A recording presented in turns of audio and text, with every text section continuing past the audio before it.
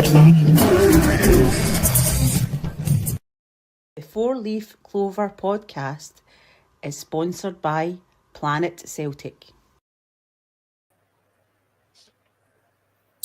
Good evening, ladies and gentlemen. You'll notice there's two of our regulars missing this evening. Randy is away to the Axom night with Peter Grant and Brian McClare. And Jerry is away to watch the Celtic supporting Simple Minds. So we hope the both of you have an absolute cracking night, lads.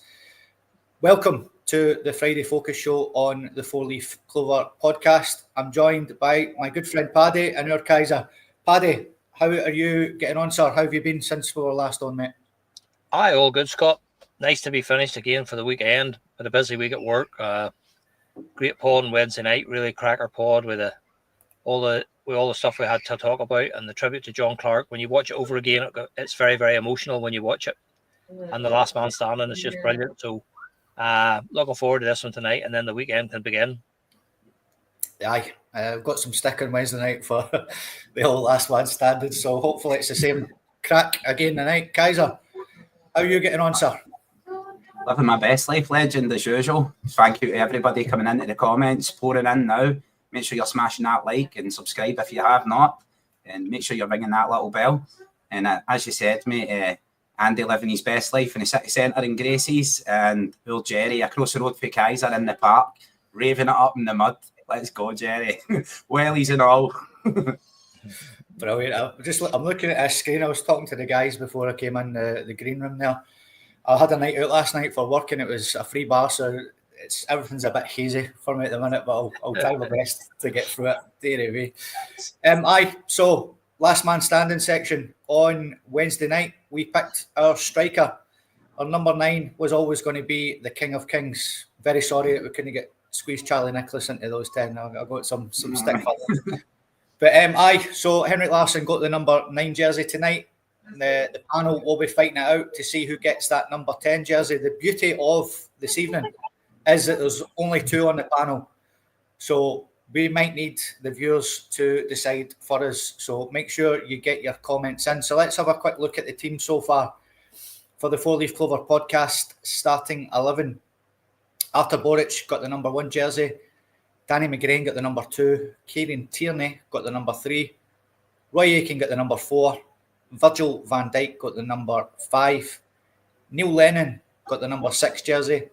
Jamesy Forrest got the number 7. Paul McStay got the number 8. And Henrik Larsson got our number 9 jersey. Who's going to get the number 10 jersey tonight?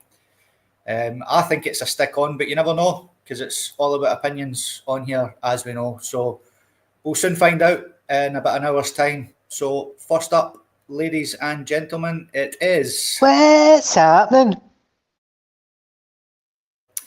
So a few things have been happening in the Celtic world since Wednesday. Quite a lot, actually. And we're going to get through it all tonight. So the first bit of news I've got for you is ex-Celtic manager Ange Postecoglou has been linked with a sensational return to football already with Los Angeles FC in the MLS. Remember this guy? Oh, well, you're not going to believe this, but he has had a €9 million bid rejected by Feyenoord for this guy. Who would have ever thought he was going to be a £9-10 million player? Unbelievable.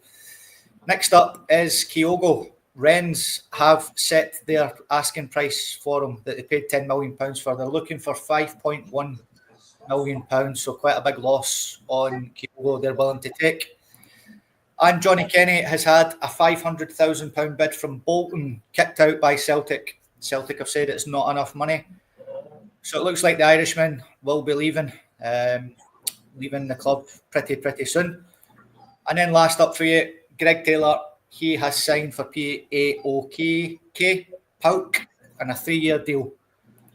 So Paddy, what of all those stories on the What's Happening section has grasped your attention the most, mate?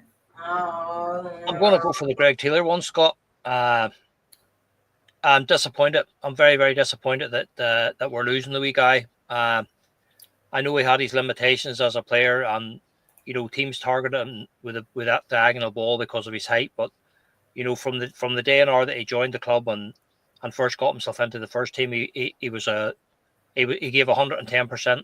The wee guy was absolutely fantastic, and his attitude, and he's willing to learn, he was willing to develop, and he was probably the first player to play that inverted role under Ange Postecoglou, and he played it very, very well.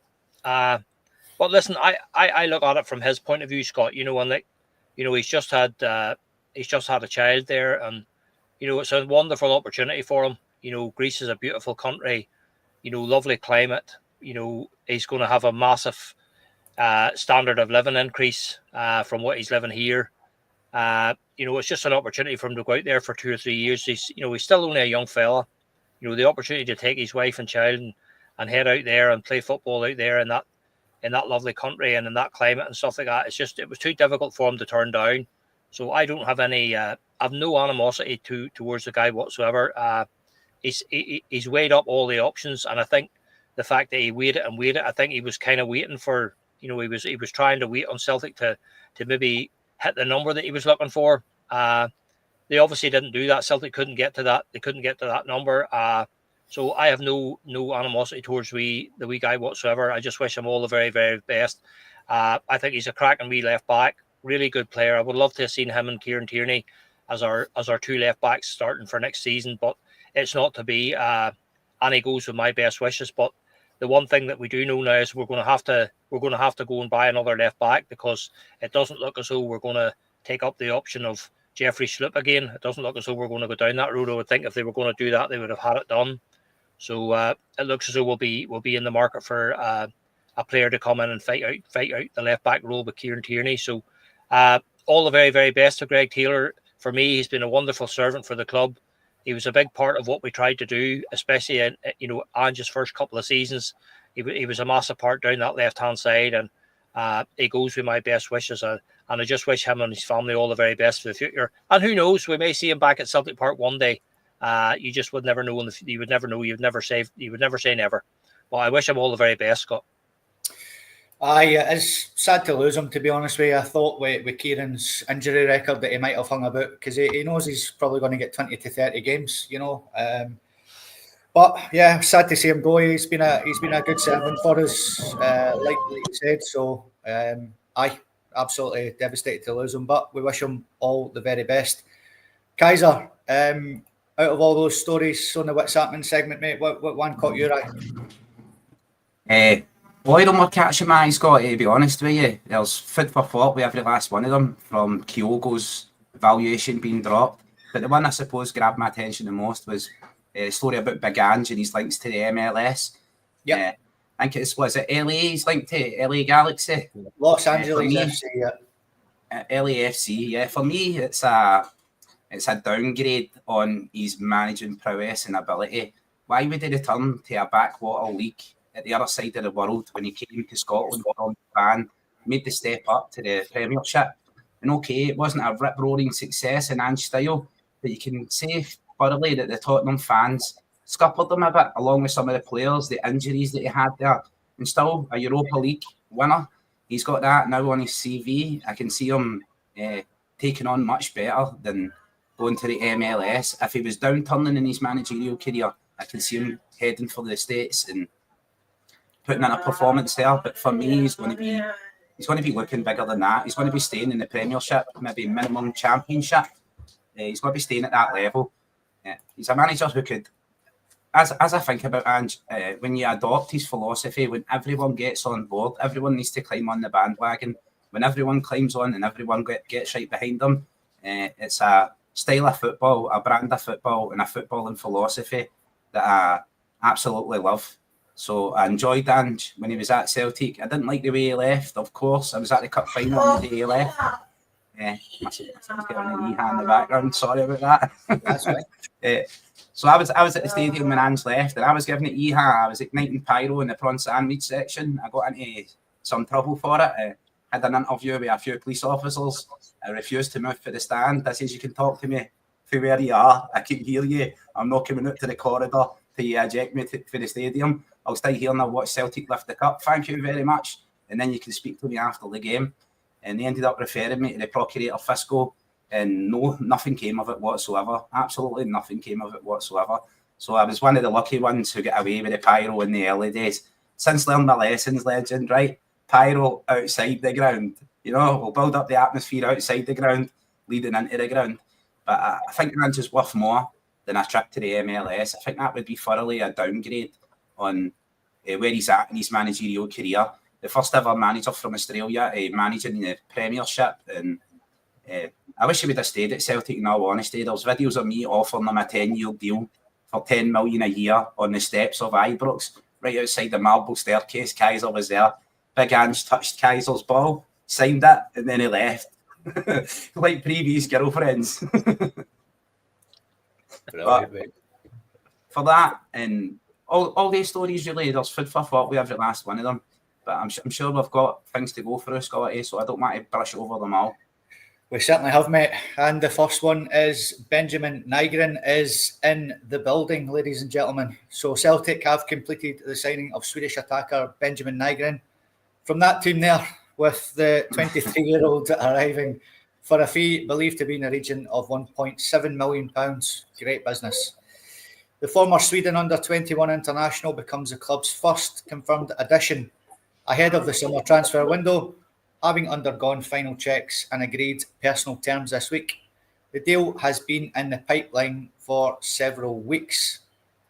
Nygren's move comes after a strong season in Denmark, where he notched 16 goals and added 4 assists across all competitions.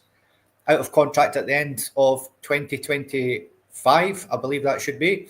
That team were keen to cash in, with Celtic moving quickly to beat off interest from other clubs in Belgium and Germany. And finally, the versatile forward Nygren operates best as a number 10. That's just perfect for our last man standing section, but is comfortable in a range of attacking roles. He brings creativity and directness. So I hope you've had a wee look at him on YouTube. He certainly looks the tits anyway, so he does. Qualities Brendan Rodgers has been keen to add to his side. The Swedish star also featured in the UEFA Conference League last term, catching the eye with a memorable hat-trick against Fenerbahce, all scored with his magical left foot. With Celtic back in the Champions League qualifiers in August and looking to build on last season's domestic double, Nygren offers another attacking option and adds depth to a forward unit that could still see departures before the window shuts. So, Paddy, I know that we all did have a good look at him on YouTube and stuff, and he does look good. It's just great to see the boy, and finally, in the building. It's great to get the deal over the line, Scott, and he looks really, really pleased to be there in Glasgow, wearing the hoops, you know, just waxing lyrical about the move and about the size of the club. And I think it's just another example of the, you know, it's a classic example of the type of business that we're looking to do at the minute. You know, we're identifying these wee hidden gems that are all over Europe, and we bring them in for reasonably decent money, develop them over a couple of years, turn them into winners, and then we sell them on for big money. And I think this guy very, very much fits that model. Looking at him, Scotty, he looks just exactly the kind of player that we've been crying out for. You know, we've said for the best part of at least the second half of the season that, you know, our midfielders like Callum McGregor, Bernardo, Hatate, you know, Engels, these guys don't score enough goals. They just do not score enough goals, and that's the addition. When you get that addition, when you get these guys going beyond the strikers and scoring, that's what brings you the success that you have. So when you watch this guy, especially when he's on the left foot there, you know, in around the box, in around the edge of the box, not only creating goals but scoring goals himself. He seems to have a very, very cultured left foot, but he's equally comfortable on his right-hand side as well. And I'm just looking forward to, you know, to seeing him coming in, because we've had quite a few guys there recently, and we've given them a run, and you know, none of them seem to be capable of putting this run together where they can get 10, 12 goals. You know, if you think back to, you know, the Celtic teams of the past, and you know, I was thinking about it the other night when we've been doing the last man standing. You know, you've Tommy Burns, you know, Roy Aitken, Murdo McLeod, you know, the numbers of midfielders, Alan Thompson, you know, Stilian Petrov. Like, these guys were weighing in, Scott, with 10, 12 goals a season at least. Yeah. You know, and this guy looks to me as though this is what he's going to be. This is what he's capable of producing. He's obviously very much a playmaker, and that's exactly what we need, you know, because too often whenever McGregor maybe isn't at it or Hatate's not fit or available, we lack that creativity in and around the edge of the box once we get to the nitty gritty area. And this guy seems to be able to hit a pass that will unlock a defense. And like his finishing was the one that struck out for me. He just seems to be ice cold whenever he gets into the kill zone. He just seems to stay really, really cool. We've said that before, that the good strikers, they seem to be able to slow the game down, and they seem to be able to see the game in slow motion, and that's what you do. If you see this guy's clips, you'll see how cool and collect he is. He just strokes the ball away. There's no wild shots. There's no driving the ball over the bar. He just picks his spot and he slots it in the corner. So I'm delighted with him, Scott. I'm delighted to see it over the line because there was a couple of times where I sort of thought, maybe there are other teams sniffing about after him or whatever. I know there was a couple of the German teams that were looking for him, but this guy's he's just recently moved up to the Swedish international team. He's already got a couple of caps for Sweden, and when you look at the Swedish players that we've had in the past, Mikael Lustig, big Johan Mjällby, Henrik Larsson, some of the Swedish players that we've had have been absolutely fantastic servants for us. So this guy will no doubt know that. He'll get to know the history of the Celtic and the history of the Swedish players. So he'll be the latest in a long line of really very successful Swedish players. So I'm just delighted to see him there, Scott, and I'm sure he's over the moon to get the deal completed. Yeah, I put it in the group chat, guys, of his little welcome video with Jerry McCulloch, and he certainly name-checked a few of those Swedes that our Paddy just mentioned there. If he's half the player Henrik Larsson is, mate, we'll take it. But £1.7 million for this guy looks absolutely tremendous business. Yeah, it looks like an absolute bargain, an absolute steal. All the footage I've seen of him, he can play across the entire front line, left wing, hitting the byline, crossing the ball, cutting inside, using his right foot. He's omnidextrous, he can use both feet. The same on the right-hand side, but primarily what he looks like to me is a number 10. Absolutely loves a free kick as well. Seen him score a few of them in the YouTube reels, of course. I could make my nana and her slippers look fantastic on YouTube videos. It's easy done. So it remains to be seen where we are going to deploy him, where he's going to be used for Celtic as a number 10. Already seen people going, could he be the next great Swedish player playing up front for Celtic? I don't know. It remains to be seen when he comes in. Paddy brushed over it all. Hits it perfectly as usual, Paddy. But looking for midfielders who can come in and add goals, add supply, and he certainly fits the bill. We've absolutely won a watch here. And it also puts a nail into the comments of people saying Celtic are not going to do business until after the 1st of July in the new financial year, because we've got this one in, we've got it done, and I'm delighted to see it happen. I think he's only the second. Well, Kieran Tierney, Doohan, and then Nygren. I think it is, yeah, pronounce his name correctly. I don't know. I've not got a clue. I'm from Govan at the end of the day. I try to refrain myself from going full Ned on his name and whining it out. Nygren, innit? So, but fantastic signing for the club. One of those players, like, really building in profile, like Matt O'Reilly and stuff, coming in relatively cheap, and hopefully we can make big bucks on him in the future. Also noticed he's got one of those necks, and he's got a neck like a giraffe, by the way. He could eat the apple for the centre of the tree, my man, while still standing on the ground. He's right up there. He's got some length for a neck. Hopefully he can swing that about like a giraffe and get his head on the end of a few crosses as well, peeling in from the back post or playing through the centre. Stiff competition coming into Celtic now, all over the front line. Cover all over the front line as well. So not really worried about who wants to go, who we could lose, who's off form, who's on form. This kind of utility player coming in really fills me with excitement, regardless of his initial fee. Absolutely regardless of that. People would say it's a minuscule fee for a player of the quality that we're expecting. But at the end of the day, you don't look a gift horse in the mouth. And we've won a watch for this one, in my opinion. It remains to be seen how he's going to perform. But for me, looking at the footage of him, how he plays, absolutely tearing it up there in his own domestic league. Came in as a squad player, won his way in to be a first-team choice. As you said, Scotty, 16 goals, 4 assists, capped for the national side, and I believe he contributed 4 goals for the national side as well. So, guys ringing a quality, dripping off quality all over. So, I'm looking forward to seeing him. I'll be buying my tickets to our pre-season friendlies that are at Paradise. Yes, I will be going to the Newcastle game. Don't beat me up about it. It's primarily to go and see what signings come in and how they play. and hopefully they get a game. But yeah, I'm looking forward to it, excited about it. Aye, it certainly looks good. We mentioned it at the start there, Penelope. He's away to the Brian McLaren, Peter Grant night of the night, and Jerry's away to see Simple Minds.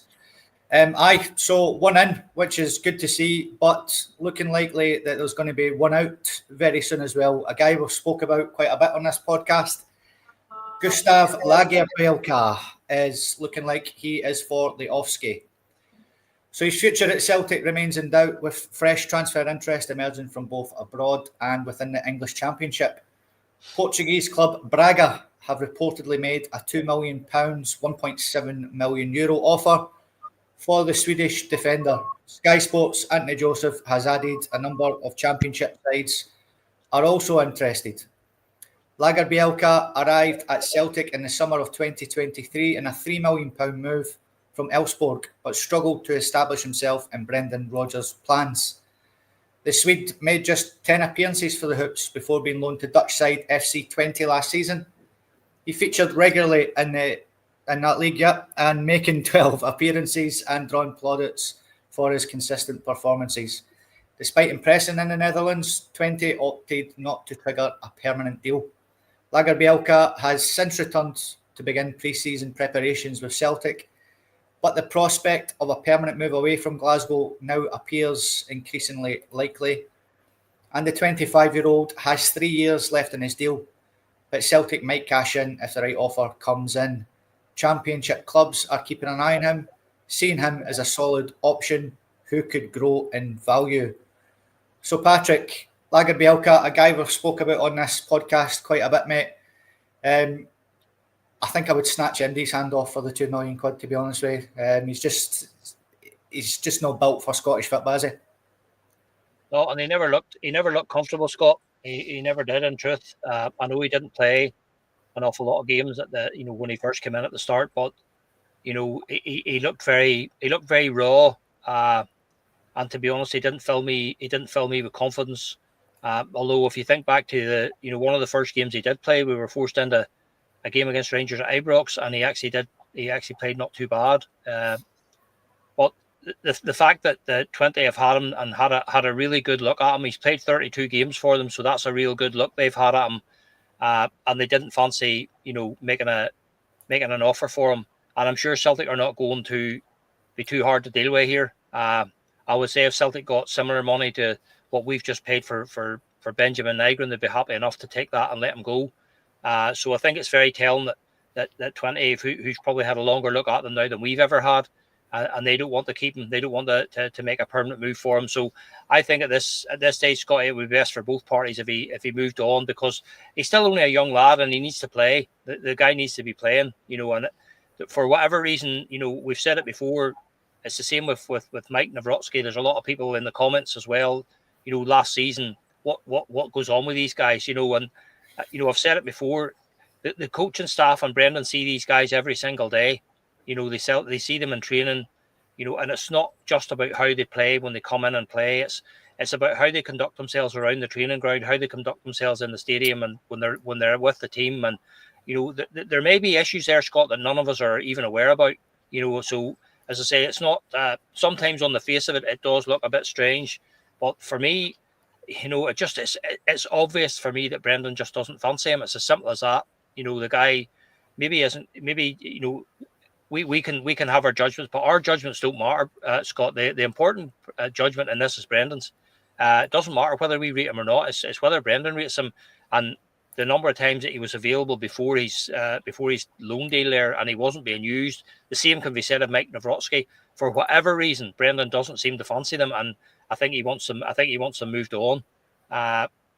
So again, just similar to Greg Taylor. Listen, it was an experiment that didn't work. Not all transfers are successful, and we're not the only club in that regard. There are some of the biggest clubs in Europe are buying players, and it doesn't work out for whatever reason. And I think Lagerbielke falls into that category. Like he looked very decent whenever we saw him in the videos playing for Elfsborg before we signed him. But yourself, Scott, that big Johan Mjalby at that event Mjalby said we couldn't believe that Celtic had signed him. And that's not great coming from a coming from a Swede himself, because normally that's what these guys will do. They will talk up the Swedish players or the Dutch players or the German players or whatever they will. They try to talk up their countrymen. But Big Melby was very scathing, and that was even before he signed for Celtic. He says, "I can't believe that Celtic have signed this guy." Yeah. So there's obviously something, Scott. There's something there that that it's just not clicking, and for whatever reason, Brendan doesn't fancy him. I mean, if you look back to we've had quite a few injury crises with Cameron Carter-Vickers and Austin Trusty and Stephen Welsh as well, and the Nawrocki and Lagerbielke, they never got a look in. As a matter of fact, he actually went to Dean Murray at one stage instead of going back to Mike Nawrocki. So there's just something there, Scott, that I can't put my finger on, but it's obviously the manager doesn't fancy him, and I think somewhere between now and the window closing, I think Lagerbielke will be off to pastures new. Yeah, I'm quite surprised he hasn't left already, Kaiser, to be honest with you. He just seems to be hanging a bit like deadwood. There's quite a lot of players like that. Louis Palmer, another one. Welsh, boys like that. I think Brendan, hopefully, he's good at doing this, is getting rid of the deadwoods, and it looks like Lagerbielke is for the Offski. Yeah, you got to trust the manager's vision and the manager's ability to coach players as well. I think Brendan Rodgers is one of the top managers out there for man-to-man management and coaching a player. So whatever's happened there, I don't know if Lagerbielke's farted on his porridge, spit in his ricicles, stirred his tea with his bell end. I don't know what's happened there, but Brendan's turned and says he's no for him. Same with Big Nawrocki. It's not my decision to make. I think when they've come on, they've looked quite good. They've looked like good players. I understand Mjällby was absolutely scathing about him. He's never really looked like he's driven and ambitious. And as Paddy says, FC 2020, is it? They had a really good look at him. They had an entire year, an entire season, 32 games, and maybe they thought they could meet Celtic's valuation. Definitely think we can recap the 3 million on him, and understand when people are saying, like, 1.5 million, I'd snap your hand off for it and get him out the door. Stop paying his wages for sitting around doing absolutely nothing. I think that is the time has come. The time has come, and Brendan is going to throw the squad into the wind and sort the wheat from the chaff. And we'll see the chaff going out the door. Players like Stephen Welsh and that as well. Been at Celtic for far too long, not progressing his career, not getting games. The same with Nawrocki, the same with Lager. Just not doing it for the manager, not doing it in training. I think he held Yang up as an example of someone who may not have entirely the ability right now to fill a role for Celtic, but he had the commitment, the drive, and the willingness to work, and he earned his time on the field. I think that's easy to say. It's easy to see. So there's something lacking in these people. There's something lacking in these players. Maybe it's a mentality thing. Maybe it's a drive, commitment, passion. I don't know. But I know there's something lacking there, and the manager wants to move them on. So I've got to back Brendan's opinion on them and take on them. He sees them every single day in training, and he knows better than we do. So I'm going to back Brendan on these ones and hope we can recoup as much money as possible on these players rather than letting them go at a cut price fee. Celtic may be looking at his performances when he was on loan and saying, well, his video reel on YouTube looks good. There's championship clubs interested. Certainly purchasing them at 3 million and giving Celtic their money back. There's still room for growth there, room to develop. They're still very young players. At the end of the day, they're not in their 30s or late 20s. So there's ability there to grow and develop. Maybe Brendan seems to love recovery pace. Something for me that I don't always look at. You don't need recovery pace if you don't need to recover. But I suppose it's part of the modern game, with the game being played in transition. Sometimes the ball can break down in midfield and it's right up on you or over your shoulders straight away. So maybe Brendan just feels they don't have the pace, the ability to cover, especially Greg Taylor coming in and inverting in as well. Noticed every single side that played against us targeted Greg Taylor's left-hand side. He was either too short and the ball was in the air, or he was out of position because he was pushing into midfield. Me, personally, taking the green-tinted glasses off when it comes to Greg Taylor, I'm glad to see the back of him. I'm absolutely delighted that Greg Taylor's out on his way out the door. I wish him all the best in the future. I don't wish any harm or anything upon him, but I'm delighted he's on his way out the door. I'm absolutely buoyed by it. Taking those green specs off and not just saying, oh, he was a great servant to the club. Understand every single game, it didn't matter who we were playing, every single European side, targeted his side, pushed and attacked us down that one side, and it was telling over time. So I trust Brendan's judgment on these things, and understand Brendan wanted to keep Greg Taylor as cover for Kieran Tierney, but I think maybe Greg thinks he's worth a bit more than that. But me personally, I don't think he was even worth that. I want to see he's get a new left back in. I think it's 219 games for Celtic Greg Taylor played, something in that region, and only wanted a new left back for 218 of them. I think when he played under Ange and came in and done quite well for Ange, I was guilty of going, right, well, maybe he is the answer. Maybe he can be the answer. It's my turn to talk, all right, Maestro, and I don't need to take a breath. And Scotty can read our paperwork if he wants. It's a hard job to read out loud while you're reading. Don't see any of yous doing it out there, do you? See, when you're on a podcast, you can tell me how to do what I'm doing. I get paid by the word in here, and they're all getting squeezed in. Brilliant, mate. Absolutely brilliant. Aye. So another player, right up you. Another player that looks like he's going to be leaving, Paddy, is Nicholas Kuhn. We were going to have a wee chat about him on Wednesday night there, but we went a bit over time with all the content that we had for Wednesday nights. Hopefully that's not the case again tonight. We'll see, because I want to get to the pub. But Nicholas Kuhn, £15 million is the amount of money that's getting touted around. Como, the latest side, being linked with him, and also RB Leipzig of Germany. He's a bit Marmite with our fans, Nicholas Kuhn. £15 million, mate. Would you rip their arm off, or would you like to see him stick around? It's a very difficult one for me, Scott. He divides opinion. There's no question of that. And, you know, it's only really just since the talk of, you know, maybe getting a move has come out that I've sort of started to look back and sort of analyse it properly. Now, don't get me wrong, on his day, there's no doubt about it, he's an absolute genius on his day. He has the ability, you know, like when you saw him in a couple of those European games, like cutting in from the wing, and his finishing ability was sensational. But I spoke to Andy and in the group chat the other day, and I said to Andy, you know, he fell off a cliff. There's no doubt about that around about the new year, you know. And yeah, I said that to Andy. I said, you know, when you think about it, when you actually think back to the, you know, over the course of the entire season, you know, did we get 10, 12 top class matches out of that whole season? I would say we didn't. You know, I would say that was probably about the limit that we got. You know, if you think back to, you know, he was sensational against Aberdeen in the semi-final where we walloped them 6-0. He was absolutely unplayable. Fantastic against RB Leipzig. Fantastic against Bayern Munich. But, you know, the games against Rangers, he was very, very, you know, he was very noticeable by his absence. He was very, you know, if you think that, I know he got the whack in the face from Jeffy, but, you know, just pick yourself up, dust yourself down, and get stuck into the guy, you know. But he just seemed to fold. Do you know what, Scott? It's a tough one because he's absolutely brilliant on his day, but do you know what? It is hard. It's a very, very difficult one because at the end of the day, when you see this guy Nygren, you know, and the ability that he has, you know, and Celtic are going to look at this, Scott, they're going to look at it from a financial point of view. You know, you're looking at Lagerbielke, and we're looking at Nawrocki. We're probably going to have to sell these guys and maybe accept a bit of a loss there. But for the like of Nicholas Kuhn, 3 million signing, we got 2 decent years out of him, and we're going to sell him for a £12 million profit.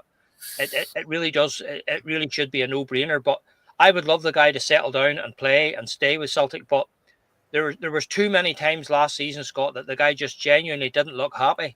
You know, I know people said he was moody and stuff like that, you know, but he just didn't look as though he wanted to be there. I just thought, and, you know, maybe that attitude behind the scenes, you know, and, you know, that's not good for a dressing room either. So, again, as we touched on about Lagerbielke, you know, maybe Brendan will be looking at what he does behind the scenes. If he's maybe moody and that behind the scenes, Brendan will ship him out. There's no time for any of that, you know. But personally, I would love to see him settle himself and stay. But at the same time, if he's not going to commit and he's not going to be committed and produce on a regular basis, and we get a chance to get 12 million profit for him, then I think we should snap their hand off for it. Yeah, I think Paddy's hit the nail on the head there, Kaiser. I think consistency is his biggest problem. You know, if he's hitting, you know, top form every game, then, you know, stay. But see, if you're going to be as inconsistent as you are, then we'll take the 15 million and just go. What's your thoughts on Nicholas Kuhn, mate? Would you like to see him stay, or would you bite the arm off for the money? Personally, I think Nicholas Kuhn is somewhere in the region of a £26 million player. I would take 20 million for him with a 20% sell-on clause. Given the first 6 months of last season and how he played, we could have that 6 month again in the first 6 months of this season, get to January and be reaping the profits from him. But you're 100% correct, both you and Paddy. Inconsistency from him. Definitely looked like he threw his toys, his wee toy BMW, got threw out his pram when Jota was well received by the fans and had the love and adoration of the fans. It just smacked of him, just throwing the towel in. So for me, these shirts don't shrink to fit lesser players. And Nicholas Kuhn, on his game and on his day, he's unplayable. I don't care if he's a one-tick pony who cuts inside. There's no one to cross the ball anyway. There's no one to cross the ball to. Absolutely no one in there heading the ball and scoring. For me, he's worth a lot more money. But his inconsistencies, how he's going to act, are we going to get those 6 months out of him? Are we going to get those Champions League performances out of him again, putting his sell in the shop window, wanting away, some could say? I don't know. So I would hedge my bets on him. I would take the 15 million, maybe with a 20 or 30% sell-on clause, realising that he could move on to bigger things. And Celtic should just capitalise on that right now. For me, I enjoyed Nicholas Kuhn. I thought he's a fantastic player.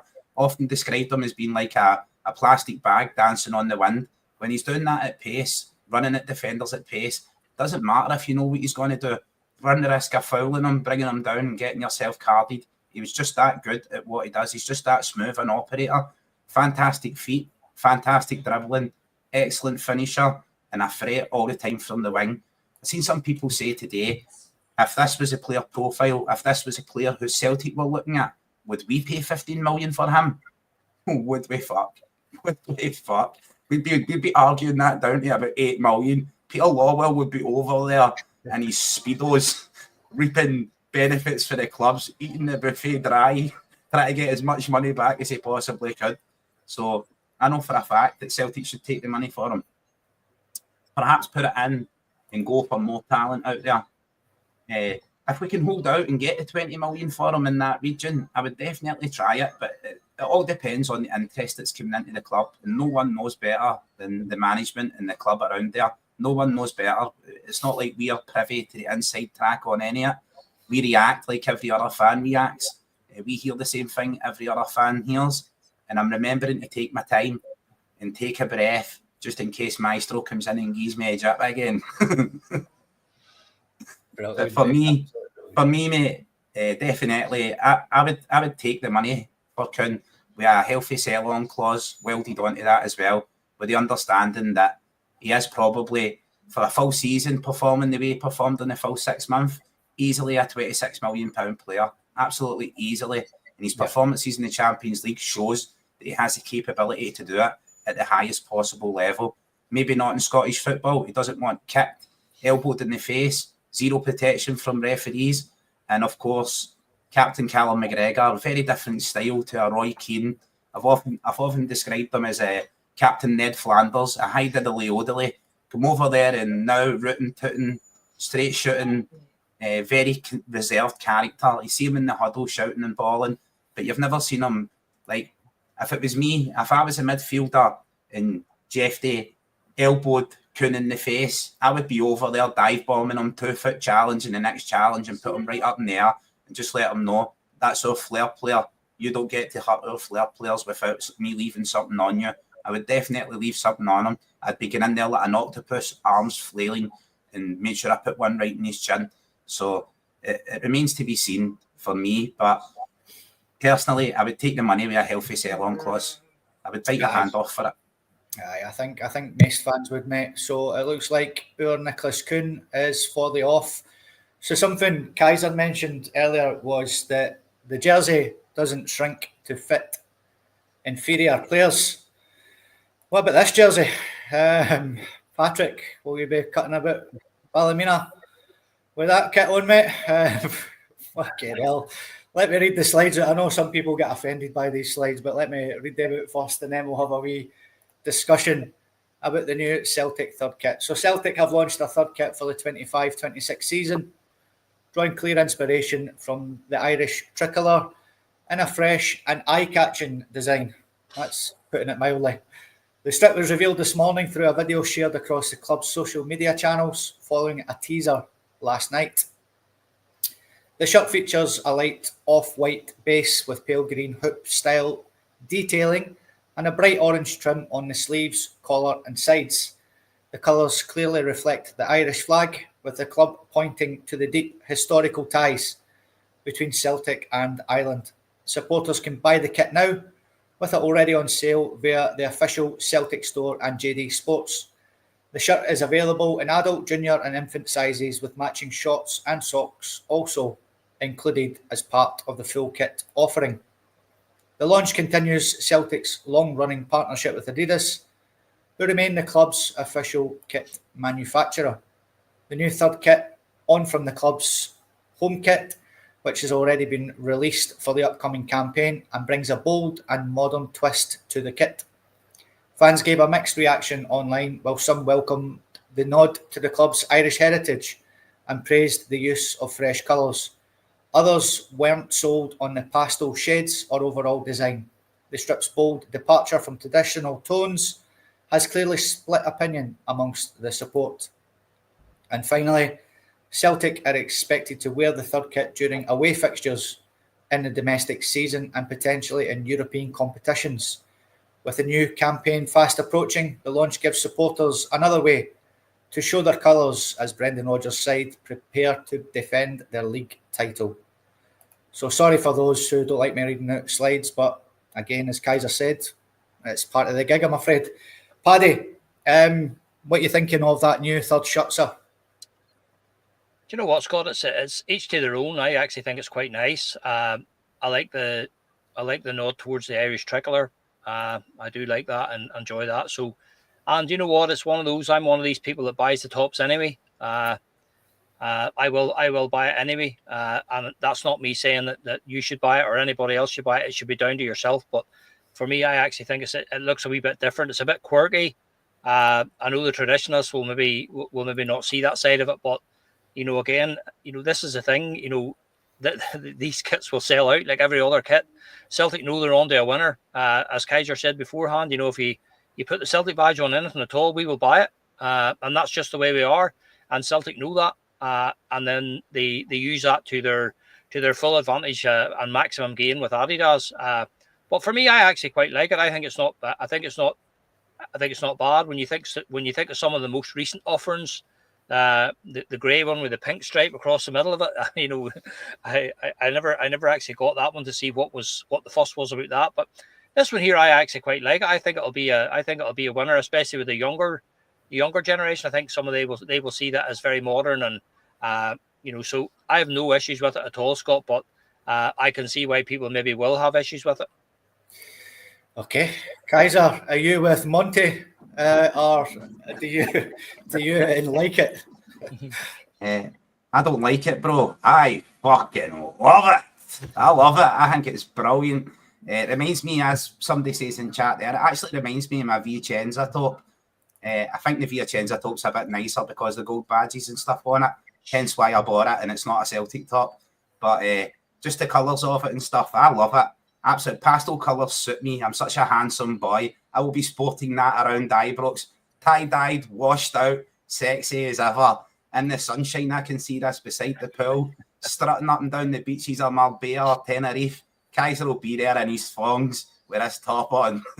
Trust me, legends, I absolutely love it. It reminds me like the people's top, the one with the zigzags on it, or the one with the big points on it, the green and yellow one, that when they first came out and people are like, I absolutely hate it, it's disgusting. And then they grow to be cult classics over time.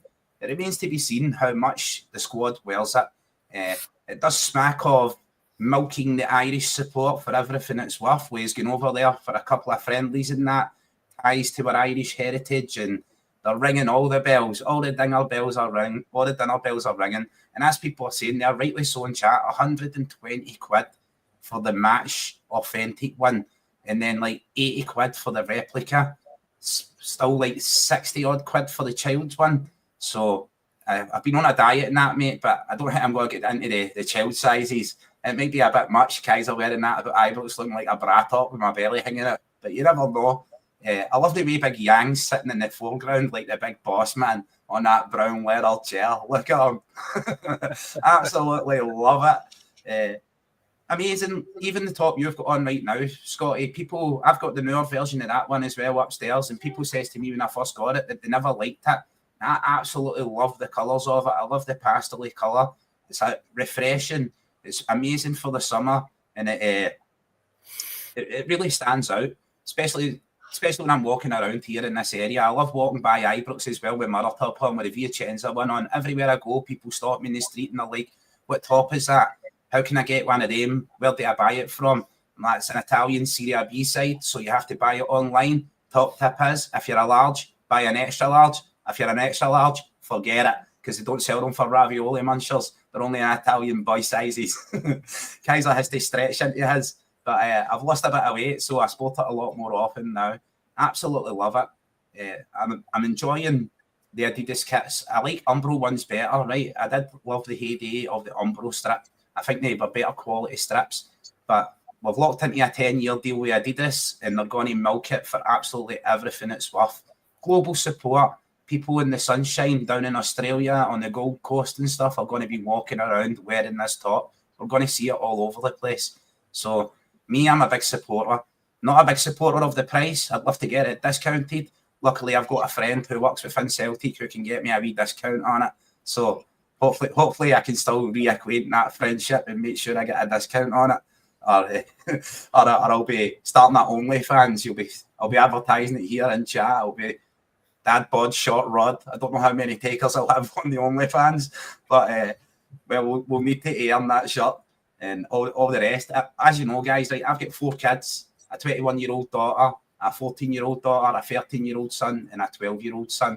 So I need to buy 5 kits, and if the wife wants one, I need to buy her one. This one, firmly, I can see the missus wanting. I seen it on some of the ladies in the presentation, and I thought, you know what, it actually looks really nice on the ladies' squad as well, but I'm a supporter of it. I enjoy it. So I understand there's lots of Celtic pappies out there who still call themselves Celtic dads. But you're a Celtic dad if you're between 25 and 45. Over that, you're a Celtic pappy. So if you're a Celtic pappy, we don't want your opinion. You know what I mean? You're only going to wear it to bingo anyway. Brilliant, mate. Absolutely brilliant. So that's us, ladies and gentlemen. We've had over 170 on this live tonight. If this is your first time watching us, there's 2 of the lads missing tonight, but hopefully they'll be back for Wednesday's pod. Please like, share, subscribe. Hit that subscribe button on the YouTube page. We're flying, absolutely flying. Our numbers, our subs are up every single week. And if this is your first time watching it, this will be your first time watching this segment as well. Last man standing.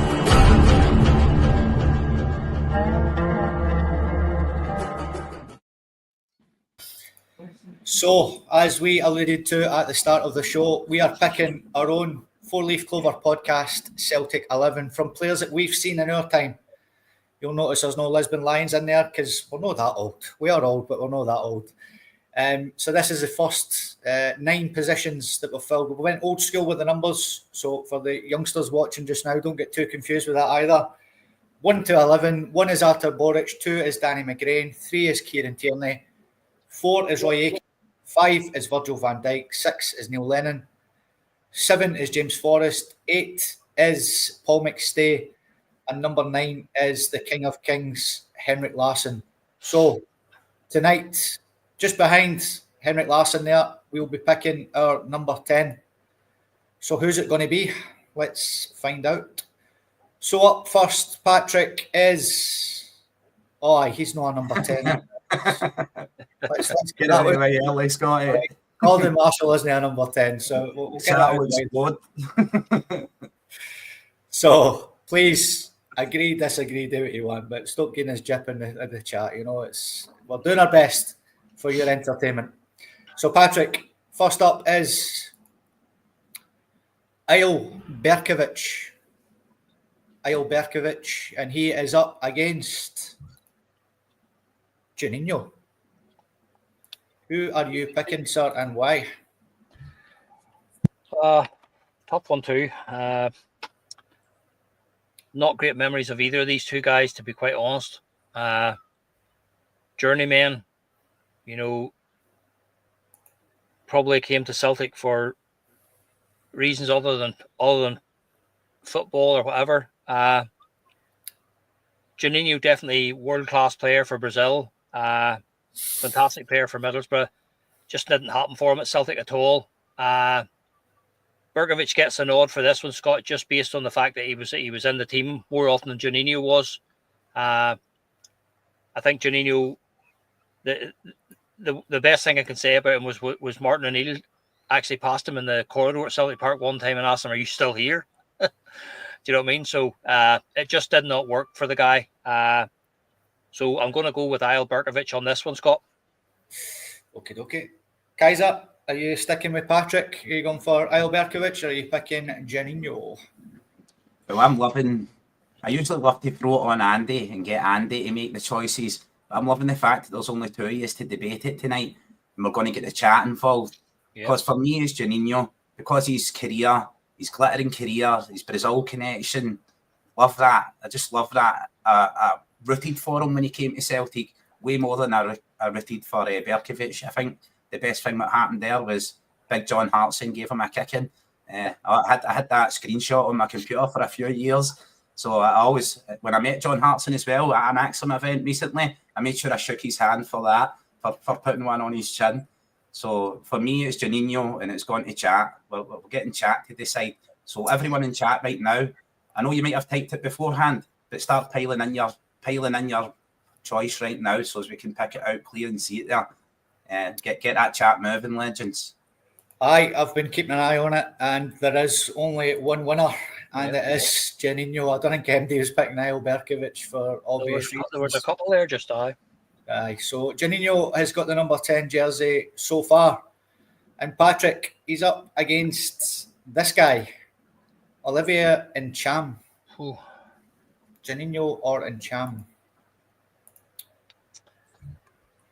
Oh, I suppose Olivier Ntcham, when we first signed him, I thought we were getting an absolutely cracking player. And on his day, he was capable of it. But he was a moody guy, and attitude didn't seem to be right a lot of the time. What annoyed it for me was he was one of the guys who was supposed to be very vocal in the dressing room, causing dissent and stuff like that. And I never like to hear that about any player. I don't like to hear that. I think he wasn't alone. I think there was one or two, Christopher Julie and a couple of French guys were sort of getting together and stuff like that. So again, a guy that just never really. There was a player in there, Scott. There was definitely a player in there, but when he was connected to Manchester City as well, so that spoke to his pedigree. But I know he didn't select him the first time, but I'm going to go with Juninho on this one. Juninho. Yeah. Jeez. Okay. Kaiser, not one person in the chat has went for Juninho. Are you sticking with him as well, or are you going for Oliver Ntcham?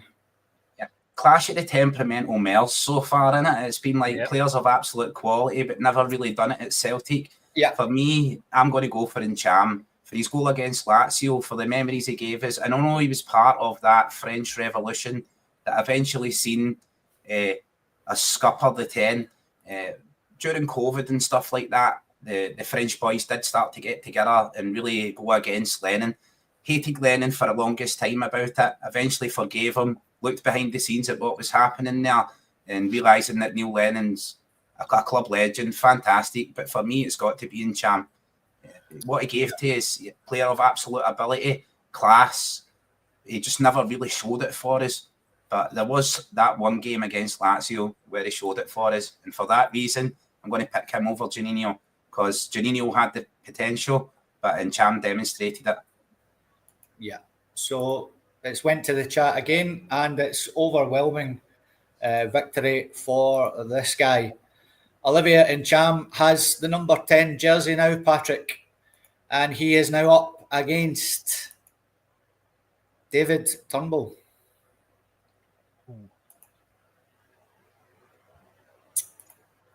Okay, I'm going to go with David Turnbull in this one, Scott. Just simply because he produced more. Simple as that. When we first assigned him, and then he got the injury, so we had to sort of wait for that to be cleared up and stuff. But I think once Turnbull finally arrived at Celtic, I think he turned into a very decent player. There was obviously more to him. There was more in him than we actually got. I always thought there was just something lacking about him. But he was a really good wee midfield player, and he had a fantastic threat from outside the box. Good set piece merchant.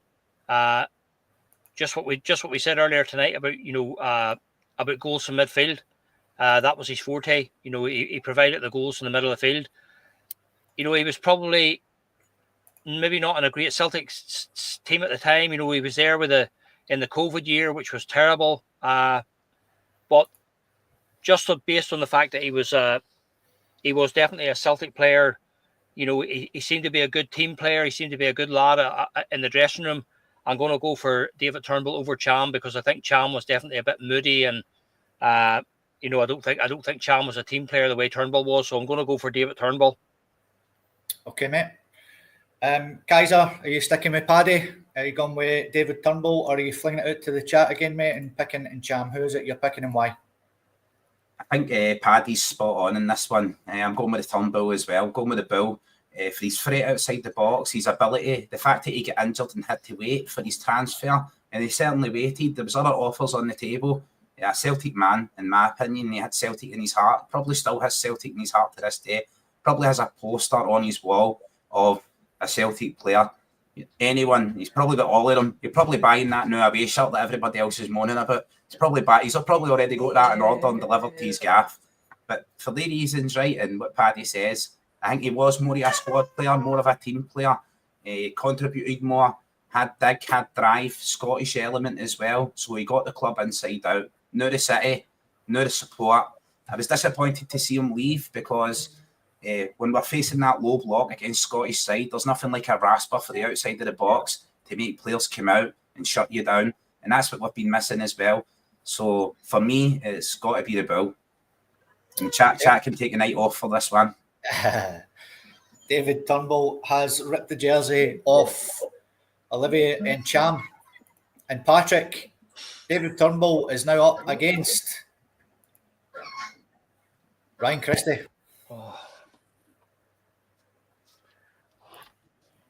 Oh, these players from very similar eras. Ryan Christie turned into a player when we got him back on loan, or from his loan at Aberdeen. Yeah, came back a totally different player. Looked like a wee boy lost when he first started, and then he sort of went away and grew up. Came back a man. I suppose the biggest fault with Ryan Christie was he didn't see the pass quickly enough sometimes, and he was shooting from 25 yards when there was a pass on. But I liked him. I did like Ryan Christie. He scored some unbelievable goals for us. When he was on form and he got the ball on target, he was a quality player. And he's forced his way into the, he's actually being a regular first pick for the Scotland team. So for that reason, I'm going to go for Ryan Christie over David Turnbull, simply because I just think he developed into a better player. And that was the loan spell at Aberdeen had a big factor in that. He scored some very, very important goals for us.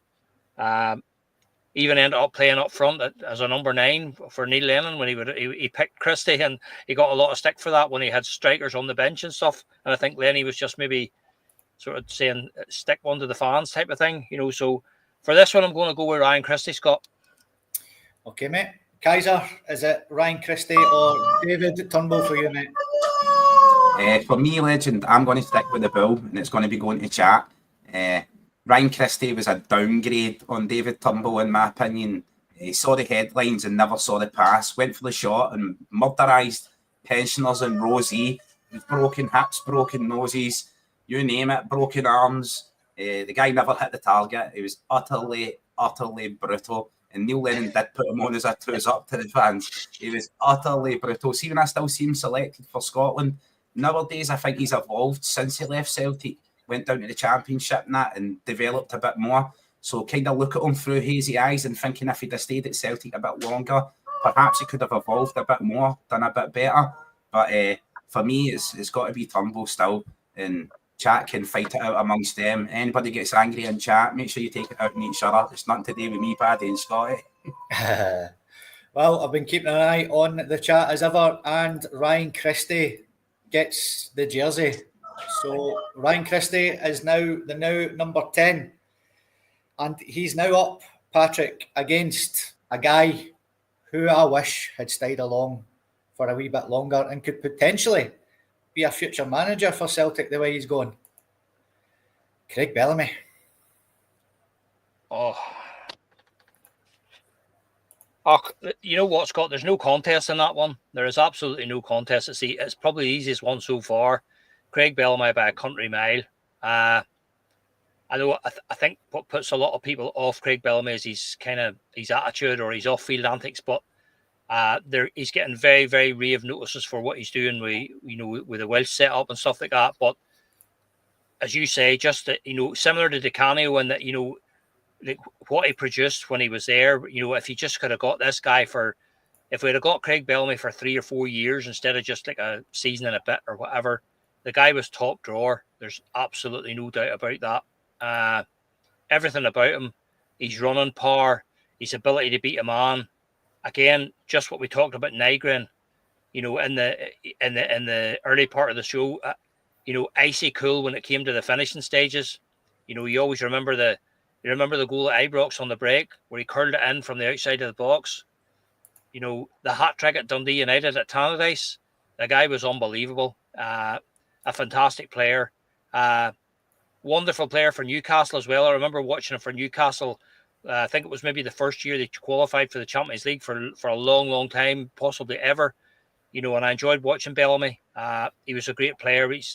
His attitude let him down, I suppose, a bit. He had a funny sort of an attitude. He was a bit of a surly guy, but what a player. And no comparison, Scott, whatsoever between Bellamy and Christie. So I'm going to go for Craig Bellamy on that one. Okay, mate. Yep, bang on. Kaiser, Craig Bellamy or Ryan Christie for you, mate? The choice is obvious, legend. It's Bellamy all the way along. Guy was lightning in a bottle. I wish we'd have got him sooner, kept him a bit longer. Absolutely fantastic. Powerful running, pace. He was like shit off a stick. Absolutely lightning fast and finishing ability as well. Fantastic player. Absolutely fantastic. Charismatic personality as well. You either loved him or you hated him. He never annoyed me. I love the way he annoyed the opposition fans. For me, Bellamy all the way. All the way. I take it chat's probably going to be on the same page, so it doesn't really matter that me and Paddy are agreeing because I see it flash up there at the side. Anybody choosing Christie there? Yeah, get up yourself. Aye, it was certainly a landslide victory for Craig Bellamy. And as Patrick said, the bit of class now is starting to up, as you can see as well. So Craig Bellamy has the number 10 jersey and he has 4 opponents now, Patrick, left to keep the jersey off. And the first one, another player, not very well liked by our fans these days, but as a player for us, absolutely unbelievable. Got him for £650,000, I believe, from Derby County. Chris Commons.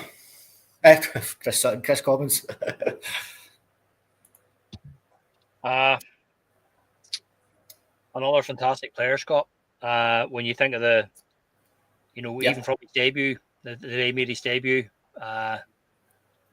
goals in semi-finals, goals in finals, big goals against Rangers. He became a talisman in that fixture as well. Big part of what we were doing at that stage. We were in developmental stage again at that stage. But when you think of some of the runs to the Champions League through those old qualifiers and in the heat of July and in August, Commons stands out a mile. When you think of Chris Commons, you think of Gary Hooper. You think of James Forrest, Anthony Stokes, Mika Lustig. Commons was massive for us. Bellamy was probably a more rounded player, probably maybe a better player altogether. But just for what Chris Commons, what he gave us over a number of years, like we definitely got the best of Chris Commons. it was sort of sad for him at the end. The Ronnie Dyla fallout sort of tinged with sadness at the end there. That doesn't never looks well when you can see a player having a go at his manager and back and stuff sitting on the dugout. But Chris Commons, for especially the first couple of seasons, some of the goals, and crucial goals, and and a fantastic setup man as well. And again, when he got into the killer zone, he had icy veins as well. So I'm going to go for Chris Commons on this one, Scott. Yeah, well said, mate. Well said. Kaiser, Chris Commons, is he getting a jersey for you, mate? I love that luxury of Carly there in the chat. I can't choose, so I won't. Well, we're on the pod and we have to choose. For me, I loved Bellamy. I loved Bellamy at the club. Loved his play. Loved his ability. Wasn't there for long enough, in my opinion, and we didn't get him soon enough. Chris Commons was absolutely fantastic. Absolutely fantastic. His goals, his contribution, scorer of big goals and fantastic goals as well. His working endeavour in midfield, how he played, crafted chances, just absolutely second to none. Completely unplayable for a few years for Celtic.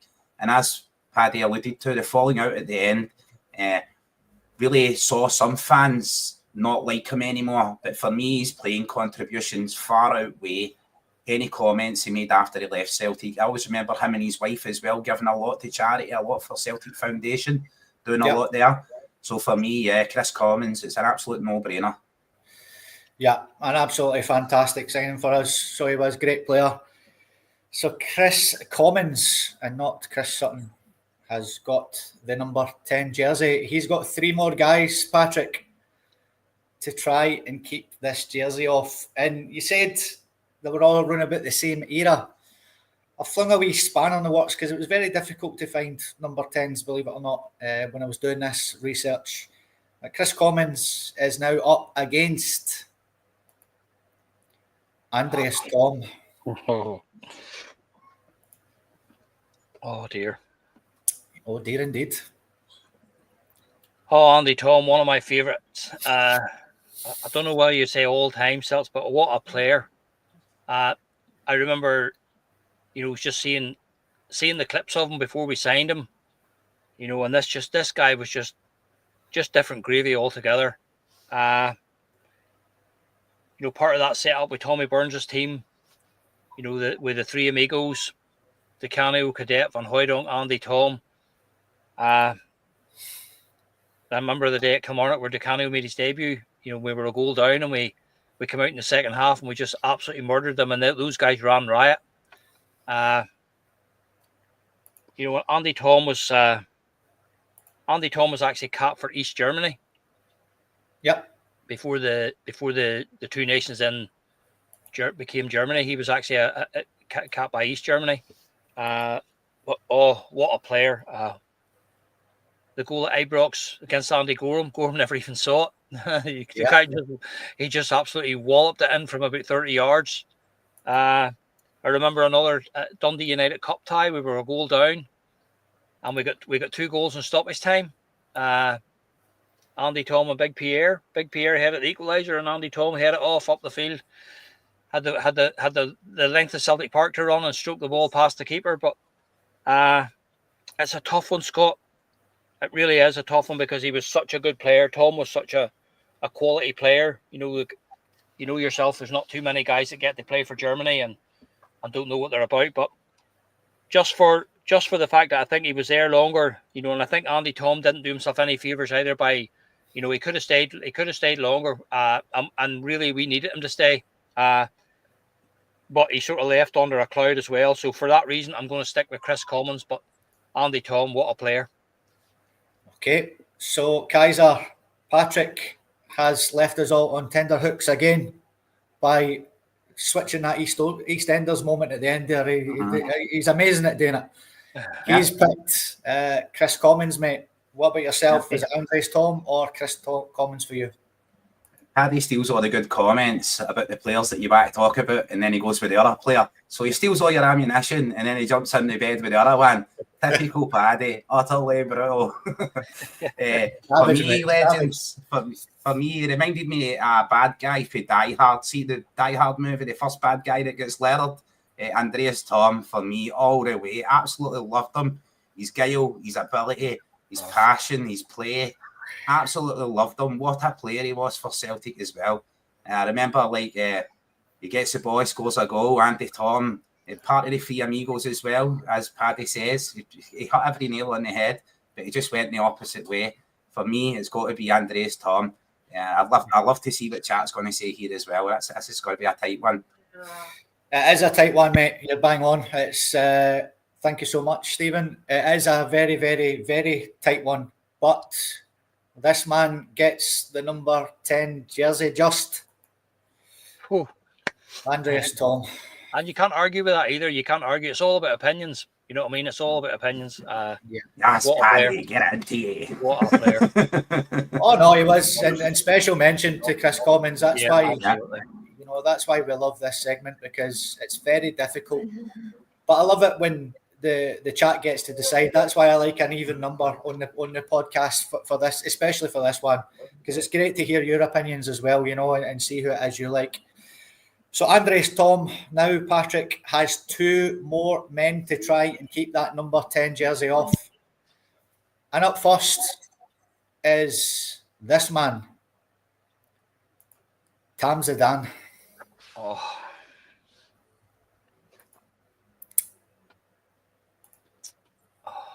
Another tough one.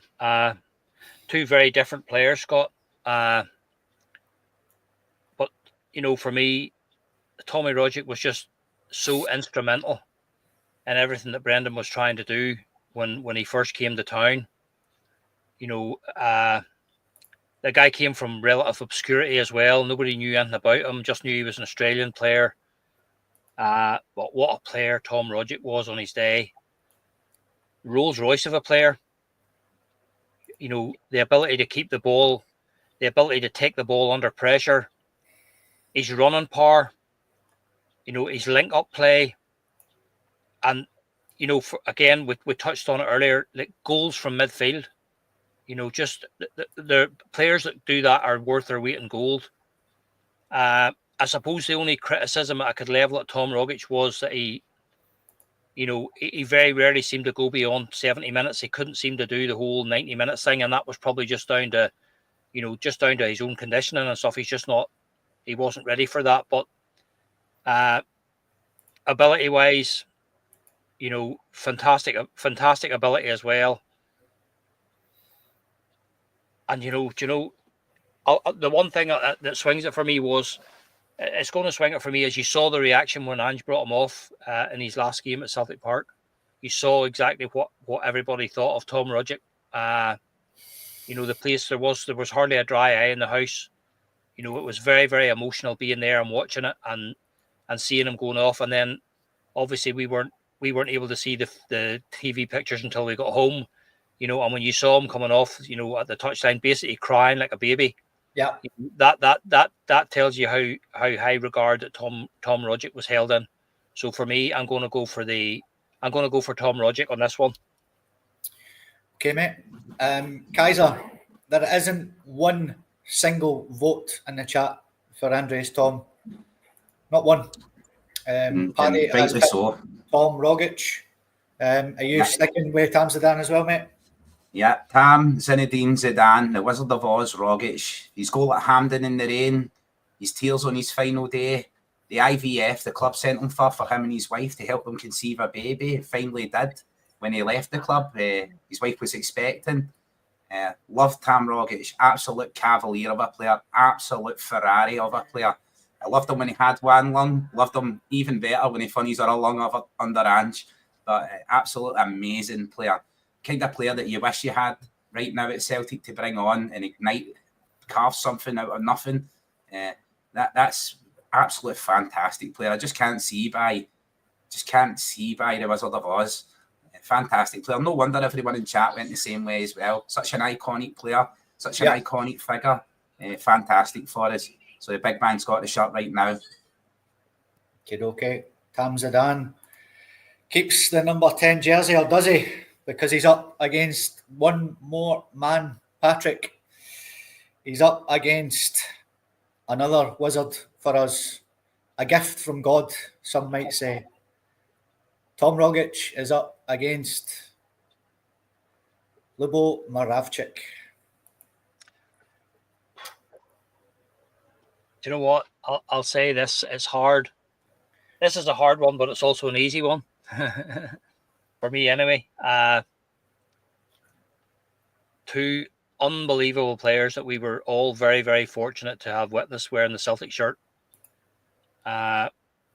With Lubo, the only downside with Lubo was we didn't get him early enough. It was actually my dad in his wisdom said to me, what would that guy not have been like 5 years ago? Why did we not see this guy 5 years ago? Do you know? Listen, Scotty, Lubomir Moravcik had everything. He had absolutely everything. For a wee guy, he wasn't scared to put himself about. But, you know, both foot, but left foot, right foot, you know, maybe a lot of people remember it, but I remember I think it was in the first season. We were playing Motherwell at Celtic Park. It was a midweek game. We were struggling. Andy Gorham was in goal for Motherwell. He was saving it. He was saving everything with his elbows, with his knees, with his ankles. They were bouncing off his head, and we just didn't look as though we were going to get the breakthrough. And then we got a free kick. And if you've not seen it, go back and look at it. The guy puts the ball over the wall. Andy Gorham literally doesn't even move. He doesn't even get a chance to move. Lubo just outfoxes him completely. The ball goes into the top corner, and Gorham never even got a hand up. And that just summed up Moravcik. You know, some of the link-up play between Moravcik, Larsson, Alan Thompson, Chris Sutton was just different gravy. Just completely different gravy. Tom Rogic in a different era, absolutely. Big part of Brendan's first couple of seasons. And he's treble in the first season, that Hampden winning goal against Aberdeen. But, you know, just for ability, Scott, and the way that this guy could turn a game on its head. You know, I remember the 4-3 game against Juventus. You know, the wee man was absolutely unplayable. The Italian manager that night spoke about him. He spoke about him in glowing terms, more or less saying, where did you get this guy? He was just absolutely different, involved in every single goal.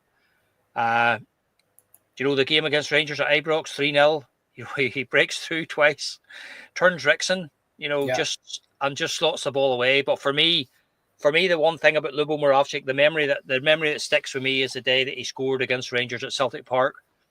He got the 2 goals there, and I think it was the first one we came down the left-hand side.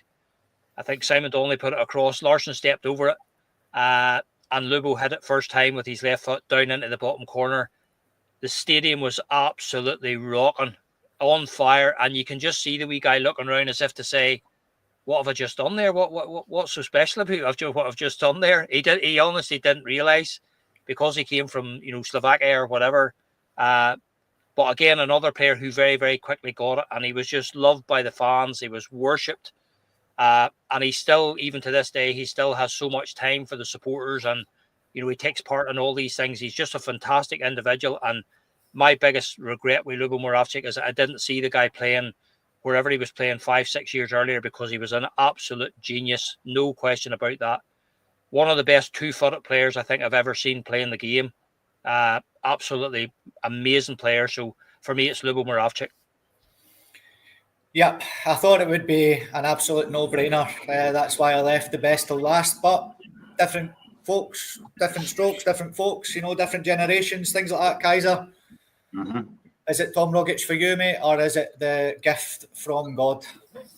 With no disrespect to Tom Rogic, absolutely fantastic player for us, but it's got to be the gift from God. Dr. Joe Venglos, I believe it was, Moravcik says, wherever Dr. Joe is, that's where I'll be. If he's there, I'll come play. I'll play for Dr. Joe anywhere. I wish we got him earlier. I wish he came sooner. Absolute fantastic player. Omnidexterous, just as good with either foot as well. Utterly, I believe it's said a lot that Celtic fans would have Andy Goram's name on their tombstone for breaking hearts. Well, Andy Goram will have the name of Lubomir Moravcik on his, that's for sure, because he broke his heart. He retired him the same way Jota retired McGregor. That's just that for me, absolutely retired him. He was so good, Such a fantastic player. Blessed to be able to watch them. And if I was picking a Celtic side from a modern Celtic players to play against the Lisbon Lions and give them a run for their money, Liverpool would definitely be in the squad. Absolutely. 100%.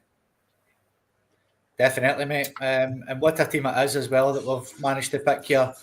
So Lubo Moravcik will line up behind Henrik Larsson yet again. He gets that number 10 jersey and he will slot into that number 10 position.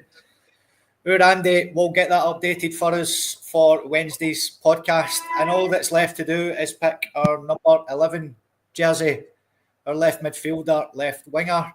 And of course, we're going to pick some lucky guy to manage this side. So this would be the side that would take on the Lions, as Kaiser said beautifully there. And what a game that would be. Unbelievable team we're picking here. But let's see who the number 11 jersey is on Wednesday night. That is us, ladies and gentlemen.